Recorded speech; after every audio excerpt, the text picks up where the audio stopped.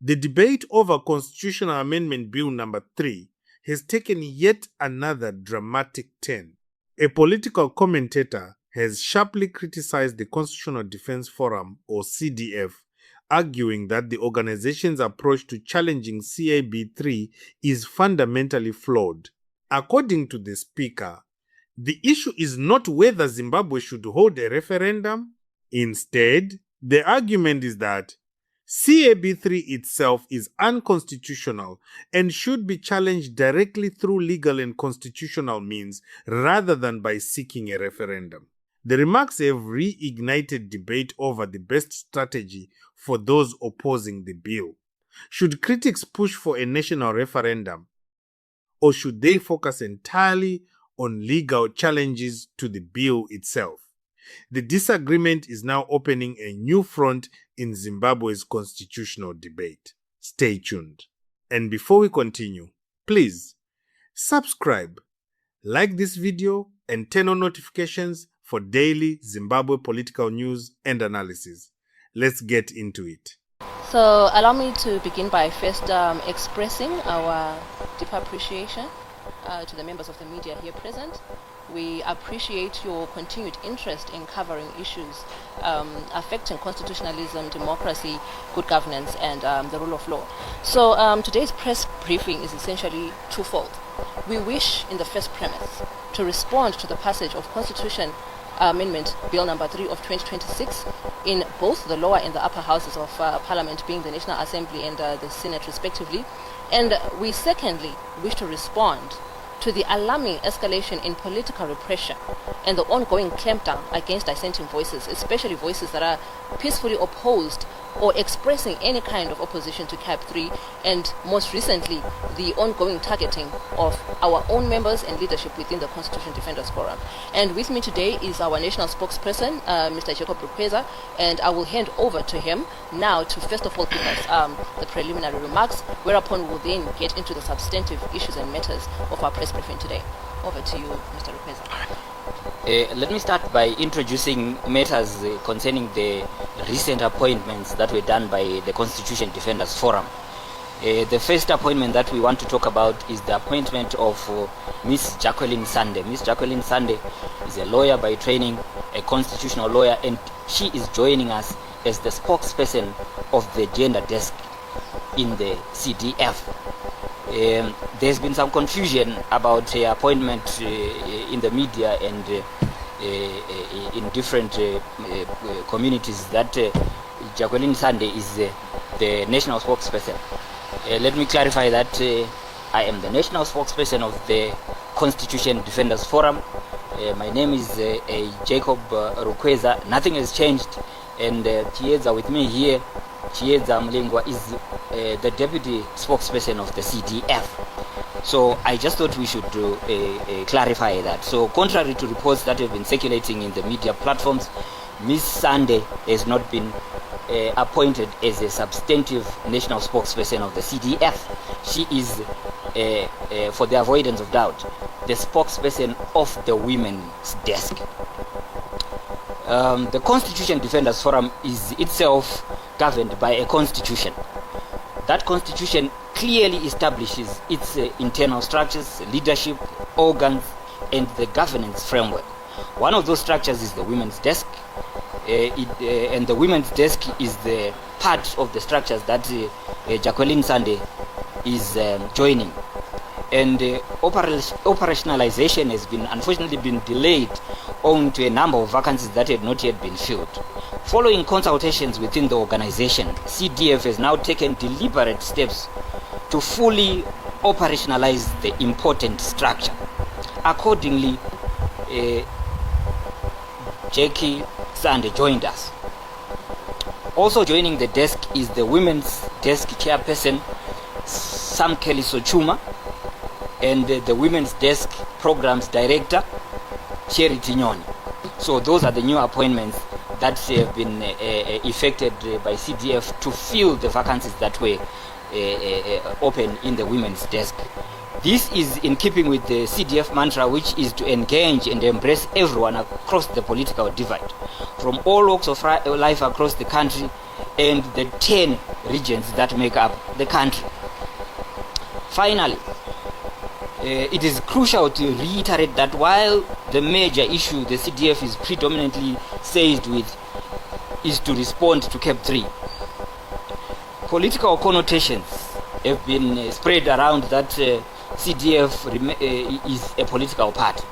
We want to clarify that the CDF, although it has some who have been political activists in the past, the majority of its members are ordinary citizens. And because it is not a political party, we accept membership from anyone who subscribes to the mandate and objectives of the Constitution Defenders Forum. The mandate of the Constitution Defenders Forum is to defend the Constitution and, in addition, to uphold constitutionalism. So CDF remains a non-partisan civic platform uniting churches, civil society, labor representatives, war veterans, the youths, students, women, who are a crucial pillar, as well as citizens both at home in Zimbabwe and abroad. So let me reiterate that CDF is not a political party. Neither are we aligned to any specific political formation.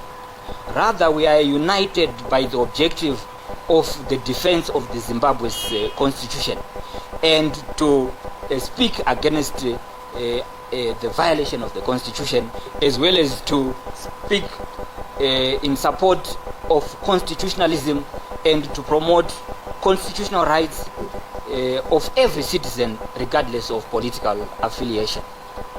Our loyalty is constitutionalism. Our allegiance is the democratic principles. Our commitment is to Zimbabwe. And having dispensed on these matters, let me now call upon our deputy spokesperson, Chieza Mlingwa, who is a lawyer by training and an expert in constitutional law. She will come and respond to the constitutional issues pertaining to the passing of the Constitutional Amendment Bill number 3. Over to you, Chieza. Thank you very much. Thank you, Spokes. Thank you for those opening remarks. So, without much further ado, the passage of CAB3 through Parliament, really, it represents one of the most disappointing moments in Zimbabwe's recent constitutional history. Parliament may have fulfilled its formal legislative process required for constitutional amendment, ostensibly. However, legality must never be confused with legitimacy, and that is our primary position as the Constitution Defenders Forum.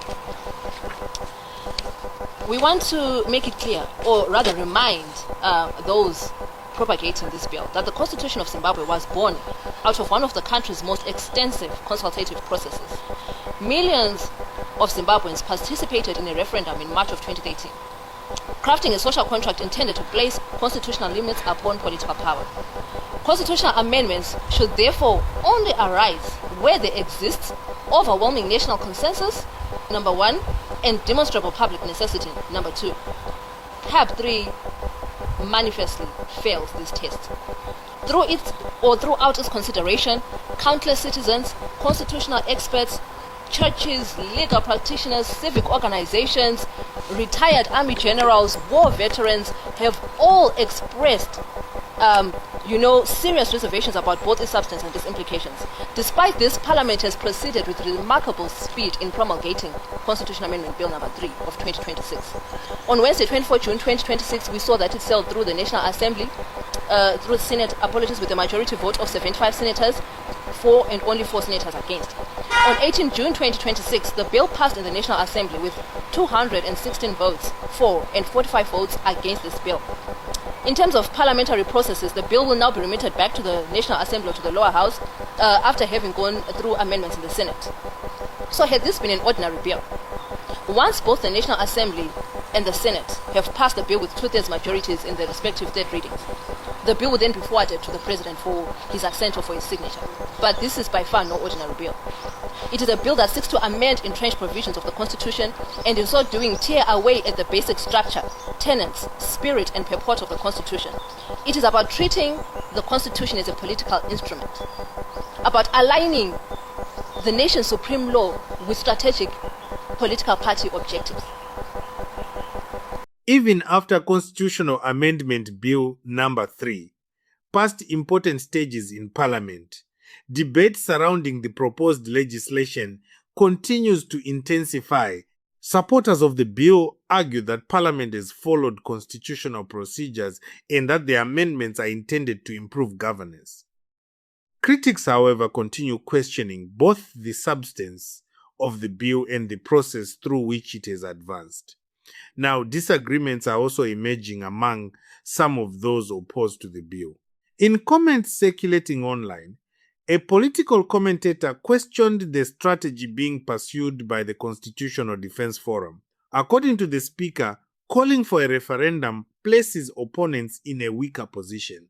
The argument presented is that if critics genuinely believe CAB3 is unconstitutional, then their primary focus should be on challenging its legality rather than asking citizens to vote on it. These comments represent the views of the speaker and are not established legal findings. The speaker argues that constitutional questions should first be determined according to the Constitution itself. From this perspective, if a law is believed to be unconstitutional, the proper response is to seek judicial review rather than political approval through a referendum. The commentator, therefore, suggests that requesting a referendum may unintentionally recognize the legitimacy of legislation that opponents claim is unlawful. Another concern raised is the practical risk of a referendum. According to the speaker, if opponents campaign for a referendum without sufficient preparation and ultimately lose, they could weaken their own position politically and legally. The commentator argues that such an outcome would make it more difficult for critics to continue challenging the bill afterwards. This forms a central part of the speaker's criticism of the proposed strategy. Supporters of a referendum, however, often argue that constitutional issues affecting the nation should ultimately be decided by citizens themselves. They believe that direct public participation can strengthen democratic legitimacy and provide a clear expression of the people's will. From this perspective, a referendum is viewed as an opportunity for national consultation rather than a sign of legal weakness. Legal experts note that constitutional disputes often involve both legal and political questions. Courts examine whether laws comply with constitutional requirements, while elected institutions and citizens debate the broader policy implications. Because of this, different groups frequently adopt different strategies depending on what they hope to achieve. The disagreement highlights the complexity of constitutional politics. Even among those who oppose the same legislation, there may be significant differences over how best to challenge it. Some prioritize court action. Others emphasize public mobilization. Still others believe both approaches can complement each other. Political analysts say these strategic debates are common whenever major constitutional reforms are proposed. Constitutions shape how governments operate for many years, making disagreements over legal strategy almost inevitable. The discussion surrounding CAB3 is therefore about more than the bill itself. It is also about the methods citizens and organizations choose to defend their constitutional principles. As Zimbabwe continues debating Constitutional Amendment No. 3, questions surrounding legality, democratic participation, and constitutional interpretation are expected to remain at the center of national discussion. Supporters and opponents alike continue presenting different visions for how the country should move forward. The outcome of those debates may influence Zimbabwe's constitutional landscape for years to come. In just a moment, we are going to play the full video so you can hear the speaker explain these arguments in his own words. Watch the entire video carefully, listen to the reasoning presented, and decide for yourself whether you agree with the approach being proposed. For now, one thing is clear. The debate over CAB3 is no longer only about the bill itself. It is also becoming a debate about strategy, constitutional interpretation, and how best to defend Zimbabwe's constitutional order. And that conversation appears far from over. If a group believes a law is unconstitutional, should it focus first on challenging the law in court, or should it seek a referendum and let citizens decide? Share your thoughts respectfully in the comments below. If you enjoyed this report,